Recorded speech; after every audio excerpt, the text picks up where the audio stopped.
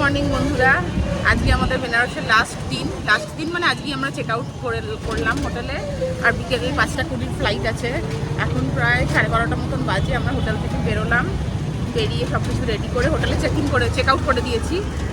তো এখন আমরা একটু বোট রাইড করবো, কেননা সকালবেলার যে বোট রাইডটা হয় সেটা তো এখন আমি এক্সপিরিয়েন্স করলাম না, ওই জন্য আজকে একটু বোট রাইড করবো। তো সামনে এখানে টোটোয় উঠেছি, একটা ঘাটে নিয়ে যাবে, সেখান থেকে বোটে করে আমি একটু আধ ঘন্টা 40 মিনিট মতন পরে এখানে 2টোর মধ্যে এসে এখান থেকে আবার গাড়ি করে আমরা এতে যাবো, এয়ারপোর্টে যাবো। আর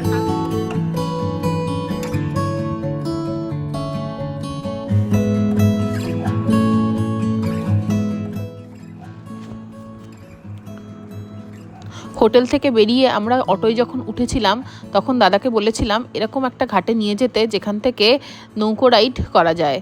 তো দাদা আমাদের নিয়ে এলো মীর ঘাটে।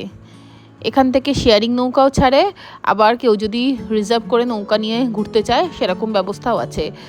আমরা আর রিজার্ভ করে ঘুরিনি, আমরা শেয়ারিং নৌকাতেই উঠেছিলাম। পার হেড 250 টাকা নিয়ে আমাদের 1 ঘন্টা মতন সময় নৌকা করে ঘুরিয়েছিল।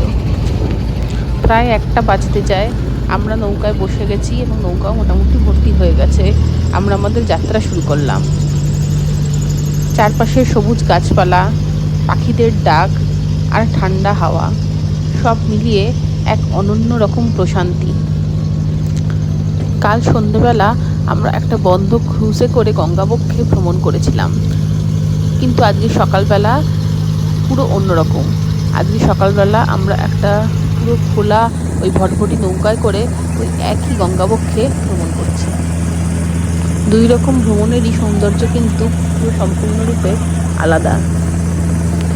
সকালবেলা চারিদিকের হালকা হালকা কুয়াশা, সূর্যের কোমল আলো আস্তে আস্তে ধীরে ধীরে আকাশকে রঙিন করে তুলছে। নদীর জল একদম শান্ত, আর মাঝে মধ্যে শুধু দাঁড়ের ছলাৎ শব্দ, যেন প্রকৃতির নিজস্ব সঙ্গীত। শহরের কোলাহল থেকে অনেক দূরে এখানে এসে মনে হচ্ছে সময়টা যেন থমকে গেছে। তোমরা যদি কখনো সুযোগ পাও, অতি অবশ্যই সকালবেলা নৌকা করে একবার গঙ্গাবক্ষে ভ্রমণ করতে বের হবে। প্রকৃতির এত কাছাকাছি থাকার এই অনুভূতিটা সত্যিই কিন্তু এক কথায় অসাধারণ।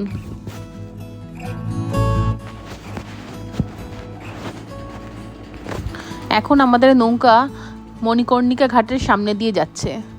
দেখো সামনে যে ধোঁয়াটা উঠছে সেগুলো সব চিতার ধোঁয়া। শোনা যায় মণিকর্ণিকা ঘাটের চিতার আগুন নাকি কখনোই নেভে না। স্থানীয়দের বিশ্বাস অনুযায়ী এখানে শেষকৃত্য সম্পন্ন হলে মোক্ষ লাভ হয়।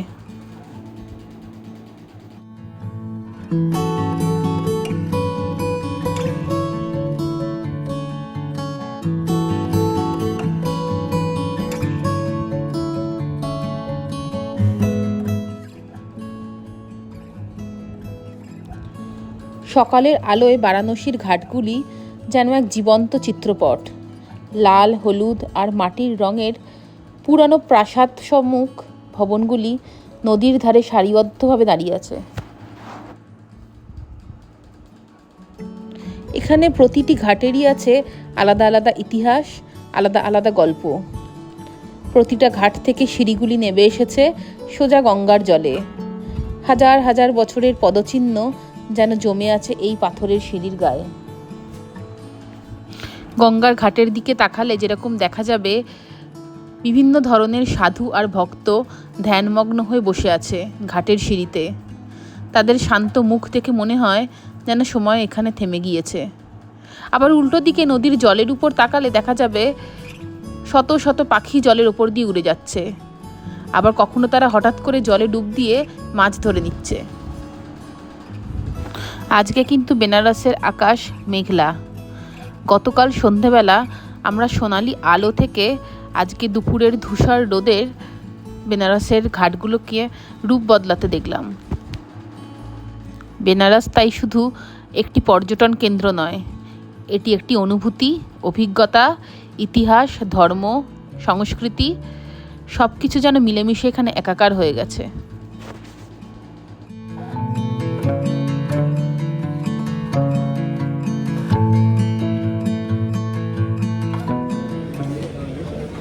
বোট রাইড করার পর আমরা ওখান থেকে একটা অটো করে এয়ারপোর্টে এসেছি, কারণ আমাদের হাতে টাইম খুব কম ছিল, খুব অল্প সময় পৌঁছতে হতো, যেটা গাড়ি করে এলে হয়তো অনেকটা বেশি সময় লাগবে। ওই জন্য আমরা একটা অটো করলাম, অটো 1000 টাকা নিল, ওখান থেকে আমাদের এয়ারপোর্টে পৌঁছে দিল।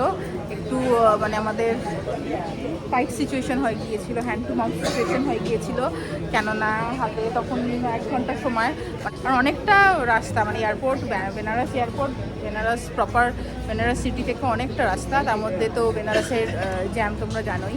তো যাই হোক, তারপর আমি এখানে এসে শুনলাম যে ফ্লাইট 1/2 ঘন্টা লেট আছে। সমস্ত কিছু ফর্মালিটিস কমপ্লিট করে এখন এখানে ওয়েট করছি। 5টা 20-তে ফ্লাইট, এখন 4টে 50 মতন বাজে, বলছে হাফ অ্যান আওয়ার ডিলে আছে, হয়তো 5টা 20টা কখন ছাড়বে জানি না, মানে ওটা আসেই, ফ্লাইটটা আসবে, তারপর এখান থেকে ডিপার্চার করবো। হচ্ছে ব্যাপার, তোমাদের এয়ারপোর্টটা একটু গিয়ে দেখিয়ে দিই। ছোটো এয়ারপোর্ট, খুব বেশি বড় এয়ারপোর্ট না, খাবারেরও খুব একটা অপশান নেই। ভেবেছিলাম এসে আমরা এখানে লাঞ্চ করবো, কোনো মোমো টোমো কিছুই নেই, শুধু 1-2 দোকান আছে, ম্যাক্সিমামটাই ভেজ জিনিসপত্রই পাওয়া যাচ্ছে।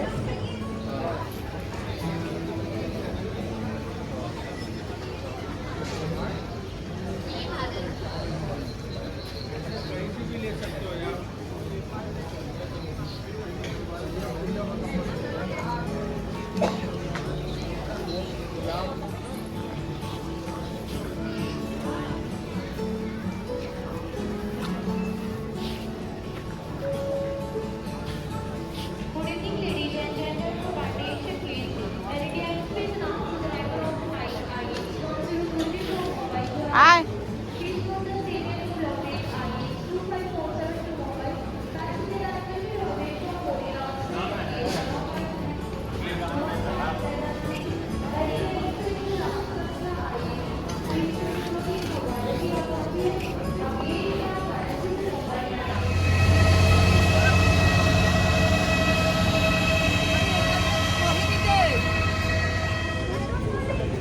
এখন বাজে হচ্ছে প্রায় 6:30। আমরা নেমে পড়েছি কলকাতা এয়ারপোর্টে।